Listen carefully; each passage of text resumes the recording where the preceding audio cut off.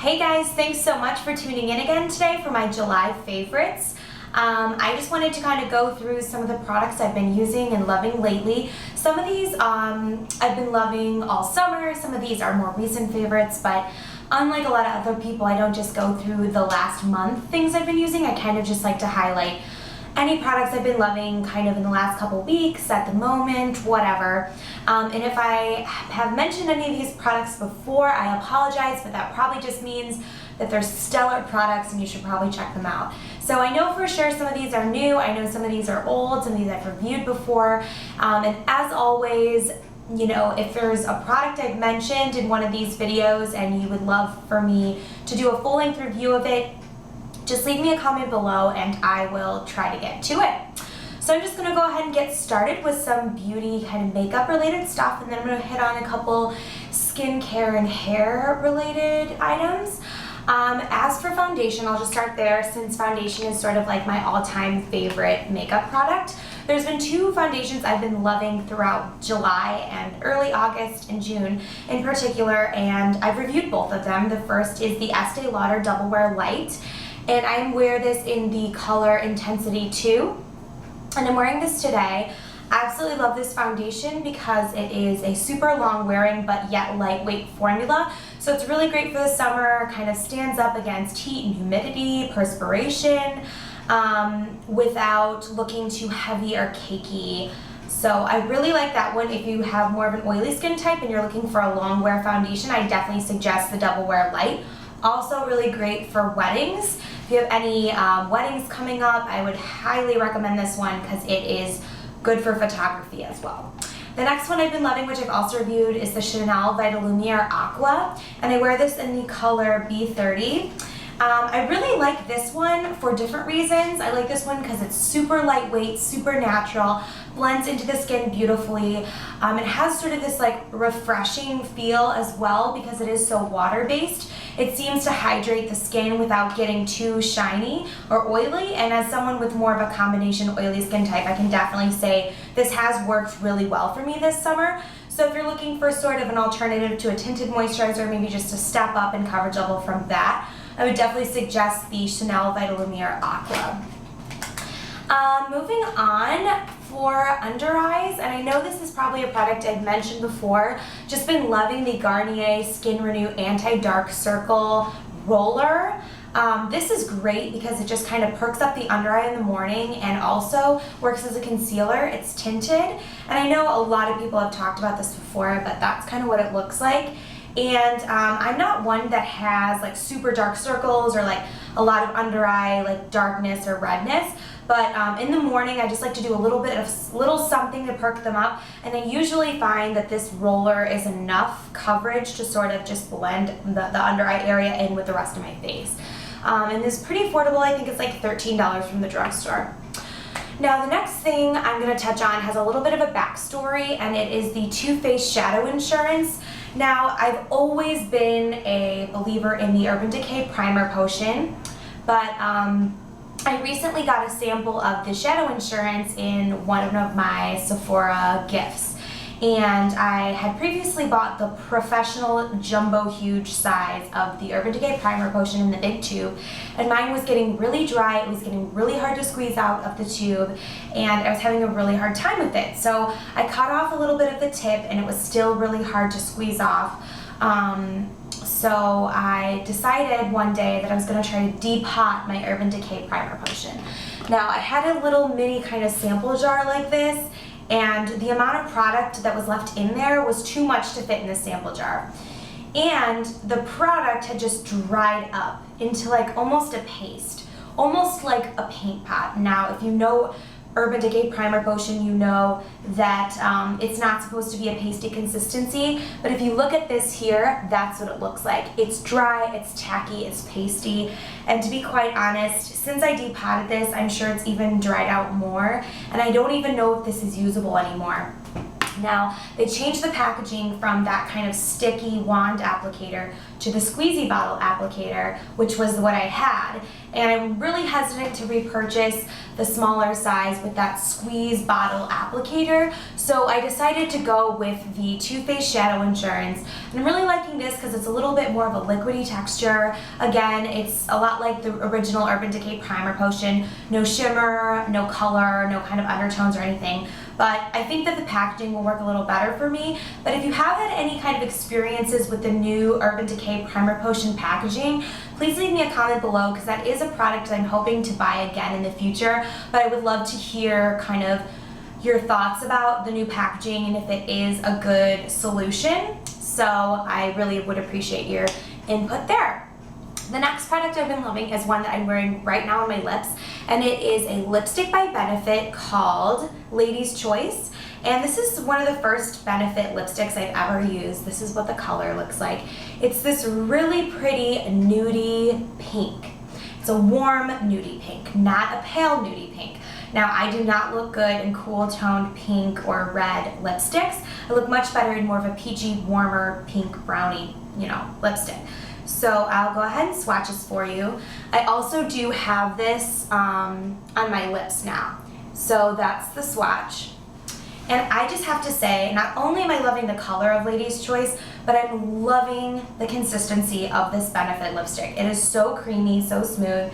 It's even more creamy and smooth than the Matte Cream Sheen formula, which is my all-time favorite, or was my all-time favorite lipstick formula. But honestly, I think that the Benefit one really beats it out. So I'll have to probably try some more Benefit lipsticks in the future. And I really was never a lover of Benefit until this month. I attended a beauty bash party and kind of broke the bank, hauled majorly, so I'll have to do another video kind of detailing everything that I bought. But I've been really loving Benefit in general as a brand this month. Another thing I picked up while I was at that Benefit beauty bash that I've also been loving is a lip gloss, and it's called Nuditude Ultra Shine, and it has a really pretty sparkle in it. I don't know if you can see that, but it's definitely an apparent sparkle, but it's not so sparkly that it's like overkill. So there's a swatch of it right there next to Lady's Choice. I'm also going to show you what it looks like over Lady's Choice, which I guess I could also put it on. I mean, it's a pretty standard nude gloss. Let's see there. It's kind of what it looks like.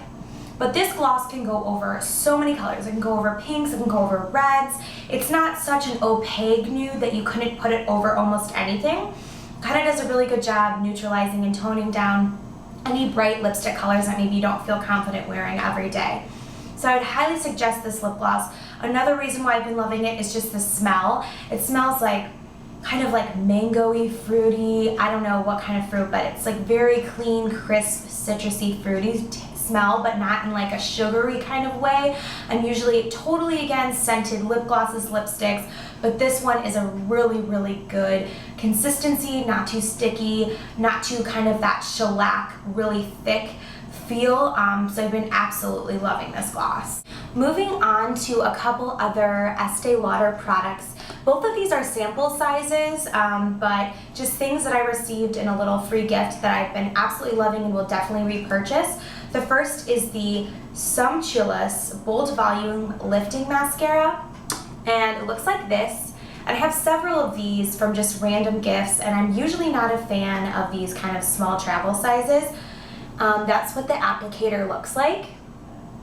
But let me tell you, this mascara works better for me than anything I've tried in a really long time. And that's coming from someone who's tried a lot of mascaras. I recently bought the Benefit The Real, and I find that this one is more lengthening and more dramatic of a look than the Real mascara. And I know that one's had a lot of hype and a lot of people really like it, but for me, the Sumptuous Estee Lauder Bold Volume Mascara has been absolutely awesome, so I'll probably be purchasing the full size of that once I go through all my little mini testers.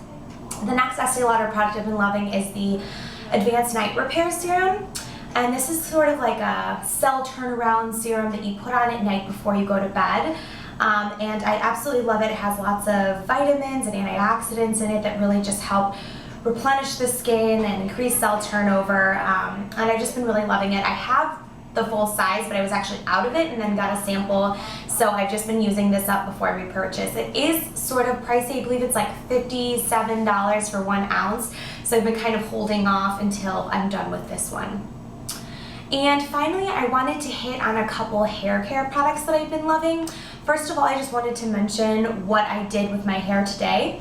I used the Her Styler, I believe this is like 1.5 inch clipless curling iron, to do some loose, beachy kind of waves. And these have been in my hair since like 7 a.m. and it's now 9 p.m. So obviously, as you can see, throughout the course of the day, they really kind of fell out and it looks more of like a wave than a curl. But earlier this morning, they looked a little more spirally. But what I did to sort of make it a little different is I sprayed some of the Bumble and Bumble surf spray on afterwards. So whereas I would typically just put hairspray on, today I just wanted to try experimenting with the surf spray. So after I was done curling my head, I just sprayed the surf spray, just kind of scrunched it, and then went through with my hairspray. And it kind of did add this nice like beachy texture to the hair.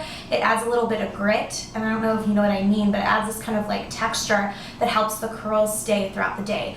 So if you are looking to achieve sort of this wavy, beachy look, I would definitely suggest a clipless curling iron, probably a little bit of a thicker one, not one that gets super skinny towards the end. One about this size I would definitely recommend. As I said, I think this is probably 1.25 inches or maybe just even 1 inch. It's really not that big, but you would be surprised if you have really short hair.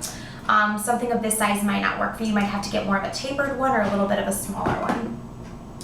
And then the final product, or not the final, there's 2 more hair things.